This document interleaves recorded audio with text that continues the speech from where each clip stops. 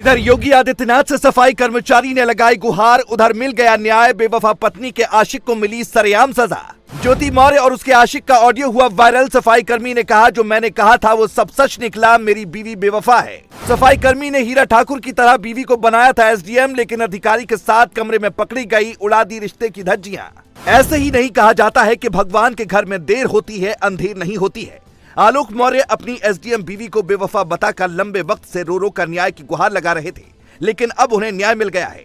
ज्योति ने जो सपने में भी नहीं सोचा था, वही अब उनके साथ हो गया। अब रिश्ते की धज्जियां उड़ाकर आशिक के साथ आशिकी करना भारी पड़ गया। जरा सोचिए, एक ऐसा पति जो दिन रात मेहनत कर अपनी पत्नी को एसडीएम बनाने के लिए अपने घर वालों से लड़ जाता है, माता पिता से विद्रोह कर देता है, दिन रात सफाई कर्मी के तौर पर मेहनत कर बीवी के लिए पैसा इकट्ठा करता है। जब उसे बेवफाई मिली होगी तो वो कितना टूटा होगा। एसडीएम ज्योति को यही लग रहा होगा कि अब वो बड़ी अधिकारी बन गई हैं, तो सफाई कर्मी जैसे पति का उनकी जिंदगी में क्या काम है। शायद उन्होंने ये भी सोचा हो कि अब क्योंकि वो बड़ी अधिकारी हैं, ऐसे में सफाई कर्मी पति उनका क्या बिगाड़ पाएगा, इसीलिए उन्होंने ये सारा खेल किया। लेकिन अब जो खेल भगवान ने उनके साथ कर दिया है, उसका जवाब ही नहीं है। ऐसे ही नहीं कहा जाता है कि उत्तर प्रदेश में योगी बाबा सभी के साथ न्याय कर देते हैं। आलोक ने आरोप लगाया था कि ज्योति मनीष दुबे नाम के कमांडेंट के साथ आशिकी कर रही थी। उन्होंने रंगे हाथ ज्योति को पकड़ने का भी दावा किया था और तभी से वो लगातार रो रो कर न्याय की मांग कर रहे थे। बीते एक हफ्ते से लगातार ज्योति मौर्य और आलोक मौर्य की चर्चा हर कोई कर रहा है, क्योंकि फिल्मों में तो अब तक ऐसा देखने को मिला जब पत्नी ने पति से बेवफाई की हो, लेकिन वास्तविक जिंदगी में ऐसा कम ही देखने को मिलता है।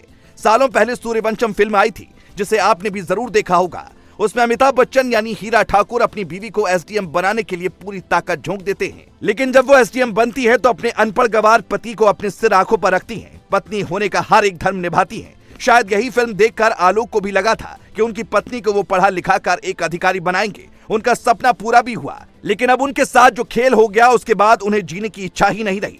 7 साल की बेटी है और आलोक सफाई कर्मचारी हैं, इसीलिए अधिकारी बीवी से ज्यादा लड़ नहीं सकते। उन्होंने ज्योति पर कई तरह के आरोप लगाए थे, यहाँ तक कह दिया था कि वो अपने आशिक के साथ मिलकर उनकी हत्या की साजिश रच रही है।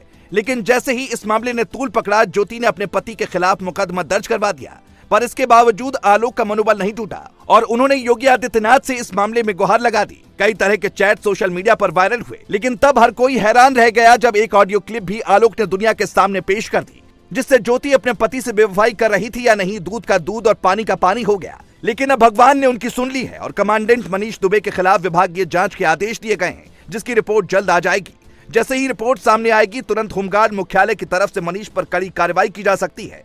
जांच रिपोर्ट इसी हफ्ते आनी थी, लेकिन कई जिला कमांडेंट के तबादले के चलते एक सप्ताह लेट हो गई।